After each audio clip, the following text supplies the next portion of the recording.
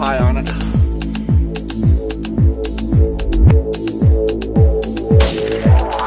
Good. They kind of get excited sometimes. Hood looks stupid. Sure is warm.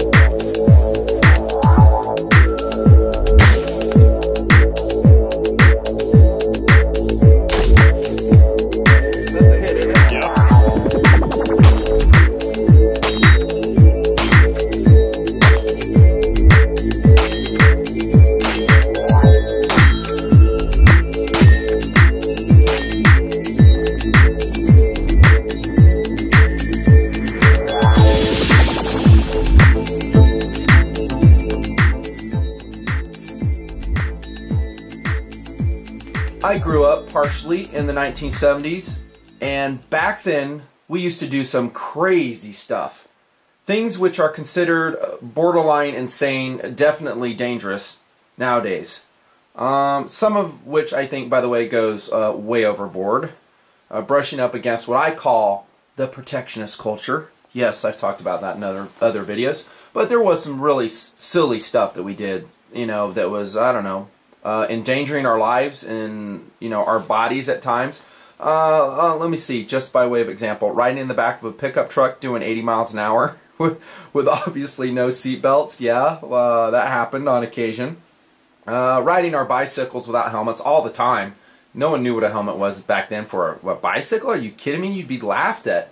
You know, I'd do extended bike rides all the time, sometimes 25 miles at a time. Of course, no helmet. BB gun wars.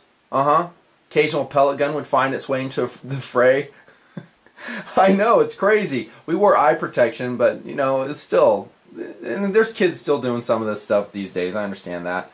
And just stuff that, you know, we did in the 70s. Kick the can after dark, occasional, you know, round of spin the bottle. Where'd all these things go? A lot of them are gone.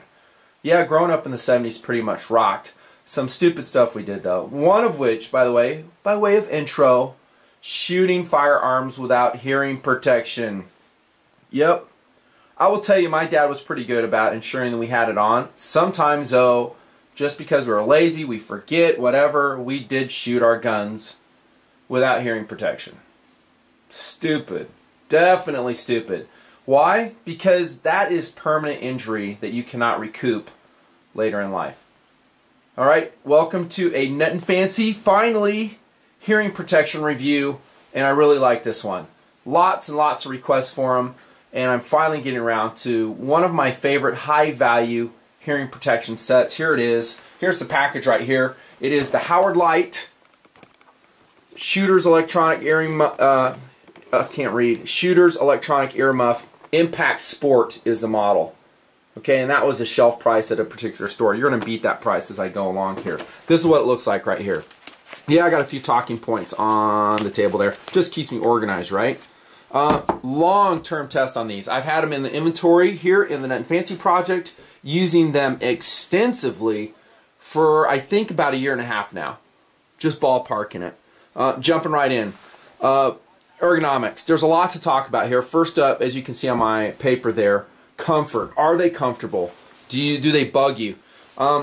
One thing that I refer to, that I will talk about more about, is gear transparency. Ooh, new Nuttin' Fancy term being introduced now. Gear transparency means that the gear is so squared away, it's so well designed, that you forget about it. It's just becoming a part of your system, right? If the hearing protectors, or earmuffs, if you want, electronic earmuffs, are squared away, well designed, you don't think about them. You're thinking about shooting, you're thinking about reloading, you're thinking about the drill, you're thinking about the game, you're having a good time. I will say that the impact sports are just that. When they're on my head, they're comfortable. They're not bothering me. And akin to that is stability. Are they stable? In other words, are they going to be flopping off while you're running and gunning, as you see us do here in TMP all the time? Answer is no. They stay on your head quite well, in fact. When I talk about transport, I'm talking about portability. So you just pop them like that. That's how they transport. Okay? Pretty awesome, if you ask me. Stock interface. This might be a quick review. I'm trying to do that. Stock interface, this is very important, by the way. And this is one reason why I was motivated to finally, good gracious, man, it took me forever, get a set of electronic earmuffs. I really like the Peltor. I forget I'll annotate which ones I like. They're big. They're big ear cuffs, but they have great attenuation. The problem is they have stock interference like crazy. As soon as you go shotgunning, even bolt gun, auto rifle, whatever, this is going to get in the way, especially if you're running an optic of any type. I don't see that problem with impact sports. If I did at one time, I've forgotten it. It's so minor that it's not a huge deal. So great job on designing the ear cups. The controls, this is huge, by the way. And I'm going to roll in another set of earmuffs that I don't like as much. And oddly enough, they're from a company that's, makes a lot of great stuff, Peltor. These are the Peltor. You've seen these. These are called the military sound traps. They're very similar to the Tactical 6s, except they have a plug-in on the ear cups. Also compact, and they pop into, a little transport ball like that. However, they're screwed up in several ways. And I'm just leveling with you guys. One is they have dual controls, one for each ear cup. Why do you need that? I've never really had the need to adjust different hearing levels. I guess, I think the thought process is if you're routing some communications or a comm into one ear, maybe you want to really up the volume on that and you want to, I don't know, adjust to different volume levels, you could do that. Last time I checked, I only have one brain, and I can only process one audible signal at a time, so to me that doesn't make a lot of sense, and I'll tell you, it's been a complete hassle. I might do a separate review on these, I might not. They're not super recommended because, one, this switch is always turning on, the batteries are always draining, and then I'm always dinking around with it while I'm shooting. I basically just turn them on full loud and then leave them, but then when I go back, the battery's dead. Controls are really important. I want it to be simple, I want it to be straightforward, and I don't want it to be, fussy. The Howard Lights Impact Sports are just that, from my experience. You have one volume control, thank you very much, like so, and that's it. Okay, simple. I don't need dual volume controls. I may talk a little bit more about that. Actually, that's under sound management. I'll talk about the volume. The color, as you can see, OD, very cool. I don't like yellows, I don't like reds. I like the tactical colors, yes. What if you have to use it in a tactical environment? I mean, I don't want a loud color of a hearing muff. Are these a tactical hearing protection option?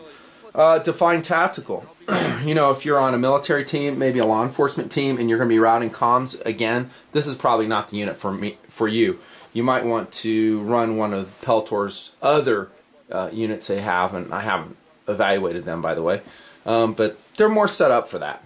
The Howard Light is, like the name suggests, is for civilians or for recreational shooters. I think you could flex into a bunch of different POUs, maybe not tactical and heavy-duty team use where you're routing comlinks. As you can tell, there's really no way to do it. You have an audio jack for auxiliary input that you can put in there if you want to route an MP3 player, iPod.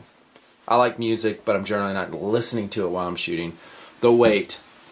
You know what? I forgot to wait before I started the video, but I'm going to annotate it for you. You'll see it there, right there in annotation. It's very light. Okay, that gets back to comfort again. If it's a heavy hearing protector, or let me say electronic hearing muff, it's going to, one, it's not going to be stable. It's going to be coming off your head during run and gun. And as you can see, and like I like testing in TMP, a lot of movement. We're going to prone, we're booking it down the road, we're hiking, we're doing all this other stuff. Which I enjoy, and it makes shooting more challenging. I didn't have these fall off the head once. Sound management. That's my term that I use. Sound management of the electronics in the hearing muff. I keep saying hearing muff. In the electronic muff. Are they good? One thing I have noticed is if you go full loud on the Howard Light, you will get a little bit of feedback. Okay, so it starts to squeal a little bit. I have evaluated some very inexpensive hearing protectors before, and I absolutely hated them. Let me give you this little tidbit, and this is kind of jumping down to value. If you see ones for around $20, maybe even $30, I would avoid those. I would not get those unless you know from a very reliable source that they're good. Generally, they're not going to be good, and you're going to have some serious problems when you come to the talking point of sound management. You're going to have feedback, or you're just going to have, here's another part of that, is reaction. So here's the sound, is it going to attenuate or silence that sound quick enough for it to be effective? with the Impact Sport model, I found it to be pretty effective. Okay, I never said, whoa man, I just heard that gunshot, you know, and it just came through the hearing muff. It just didn't happen. Not that I noticed, at least. Attenuation, if we look at the back, we get real technical, 22 decibels. I like that. It's better than, you know, 20, I guess, and that's, by the way, I think the attenuation level of these military sound traps. Keep in mind, by the way, if you don't know this, the attenuation level, in other words, how much it actually silences sounds, doesn't really have that much to do with the electronics. Granted, the electronics are going to be amplifying the sound. They're going to cut that sound off rather quickly, hopefully. And if there is a fault in the design of those electronics, it's going to let that sound in. I'm not talking about that. I'm talking about the physical impediment of decibels into your ear. And that's a function of how the ear cup is designed. One, the ear seal. Is it going to seal around your ears? And more importantly, is it going to seal around your ears while they're wearing safety glasses? You know, so many times designers forget about that. That almost always the shooter is going to be wearing safety glasses. I find the ear cups on the Impact Sport pretty well designed. They're not perfect. Maybe a little bit deeper to conform around, you know, the temple portion of the safety glass would be a little bit better. But pretty good seal is what I find. Another function of that attenuation is how much foam is in there behind the electronic speaker system. I would say medium level foam. It's not a big heavy cup, and again, as a designer, we're kind of balancing things, aren't we? We want the highest attenuation level we can. However, you know, if we screw it up too much, we have an ear cup that's that deep, and now suddenly we just screwed up our ergonomics and it doesn't interface with stocks well. See what I'm saying? So it's a balancing act, just like so many things I review in front of the camera here in the Nut and Fancy project. I think they did a really good job with it. For the amount of attenuation you're getting and the comfort level with the electronics, well played. Volume level. This is important to me, and here's why. I want an electronic hearing muff to go really loud. Why is that? Because I'm usually wearing double hearing protection. I have foam inner plugs in my ears. I'm that careful about my hearing, I gotta tell you. I mean, if you're shooting some big guns, you know, 308s, 50s, 338 Lapuas, that still is not enough, I will tell you. You're gonna wish you had more. And honestly, if I'm shooting that kind of stuff, I'm probably not wearing these. I'm going to go to my really big non-electronic hearing protectors, trying to do everything in my power to preserve my hearing. Especially when you're shooting a lot. If you're, you know, on the range, maybe you're a range officer, you're a cop running your range, whatever. You're a military operator, you're shooting lots of rounds. I mean, you really need to protect your ears because you're being exposed to that all the time. So getting back to volume level, if I can crank it or at least adjust it to a very high level that during non-shooting phases, I can hear better. I'm stoked about that. Some guys will say, why don't you just take your foam earplugs out? Why run them at all? Again, I'm looking for maximum protection. And I have found with that system, with a well-designed pair of electronic muffs, it is better than wearing non-electronic. As you see me here in the Nut and Fancy project, sometimes I'm like going, what? What did you say? Before I upgraded these. With the Howard lights, generally I can hear the guy talking if I have the volume cranked up. And yeah, even though electronics, sometimes you'll see me pop them on top of the head so I can hear even better. I know it's crazy. That's just the way I run them. Feedback, I already talked about that. And that is a sound management issue. If you turn them up too high, you're going to hear a squeal. I already talked about the aux port.